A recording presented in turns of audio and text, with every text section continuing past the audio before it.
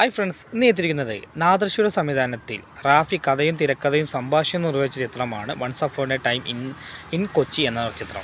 ചിത്രത്തിൽ നായകനായിട്ട് എത്തിയിരിക്കുന്നത് പുതുമുഖ നായകനാണ്. അതുപോലെ തന്നെ റാഫിയുടെ മകനാണ് മുബിൻ എം റാഫി എന്ന ആളാണ് നായകനായിട്ട് എത്തിയിട്ടുള്ളത്. അതുപോലെ തന്നെ നായികയും നമുക്കറിയാം പുതുമുഖമാണ്. കാരണം ഇതിന് മുന്നേ ചെറിയ ആക്ടേഴ്സായിട്ട് വന്നിട്ടുണ്ടെങ്കിലും ചൈൽഡ് ആർട്ടിസ്റ്റായിട്ട് വന്നിട്ടുണ്ട്. ഇപ്പോൾ നായികയായിട്ട് ആദ്യമായിട്ട് വരികയാണ്. അതുപോലെ തന്നെ ഇതിൽ അർജുൻ അശോകനുണ്ട്. അർജുൻ അശോകൻ്റെ ക്യാരക്ടർ മാത്രമാണ് ഇതിൽ അതിഗംഭീരമായിട്ട് അർജുൻ അശോകൻ ചെയ്തിട്ടുണ്ട്. ബാക്കി എല്ലാവരും നമുക്ക് അത്രയും വെറുപ്പ് തോന്നുന്ന രീതിയിലാണ് അഭിനയിച്ചിട്ടുള്ളത്. അതുപോലെ തന്നെ നായികയായിട്ട് വന്നുള്ള ദേവിക സഞ്ജയ് അത്യാവശ്യം കുഴപ്പമില്ല. പക്ഷേ ആ കുട്ടിയെ ഒരു നമ്മൾ ചെറിയ കുട്ടി പോലത്തെ കണ്ടിട്ട് അതിൽ നിന്ന് കുട്ടിയെ ഒരു കുട്ടിത്വം വിട്ടുമാറാത്ത പോലെ തോന്നിപ്പോകും. പക്ഷേ പടം എന്ന് പറഞ്ഞാൽ ഒരു മയക്കുമരുന്ന് മാഫിയയും അതുപോലെ തന്നെ പോലീസും തമ്മിലുള്ള കഥയാണ്. മയക്കുമരുന്ന് മാഫിയയിലാണ് നായകനും നായികയും ഇത് ചെയ്യുന്നത്. അതുപോലെ തന്നെയാണ് അർജുൻ അശോകൻ ചെയ്യുന്ന ക്യാരക്ടർ പറഞ്ഞാൽ പോലീസ് ഓഫീസറാണ്. ഈ അർജുൻ അശോകൻ എന്ന ക്യാരക്ടറിനെ പെട്ടെന്ന് കാണാതാവുകയും അതിനെ തുടർന്നുള്ള ഒരു അന്വേഷണവുമായിട്ടാണ് ചിത്രം പോകുന്നത്. ചിത്രം പറയുന്ന സ്റ്റോറി എന്ന് പറഞ്ഞാൽ പണ്ട് കണ്ടു മടുത്ത സ്റ്റോറിയാണ്.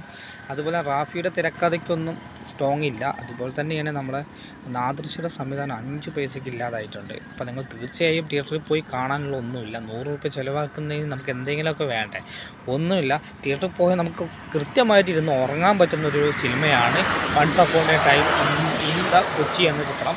നിങ്ങൾ തീർച്ചയായും ഇഷ്ടപ്പെടുകയാണെങ്കിൽ നിങ്ങൾക്ക് പോയി കാണാം. അതുപോലെ തന്നെ ഇതിൽ അഭിനയിച്ചിട്ടുള്ള നായകൻ പുതുമുഖമാണ്. അതുപോലെ തന്നെ ഉണ്ടായിരിക്കാം നായകൻ്റെ അഭിനയം 5 പൈസയ്ക്കില്ല.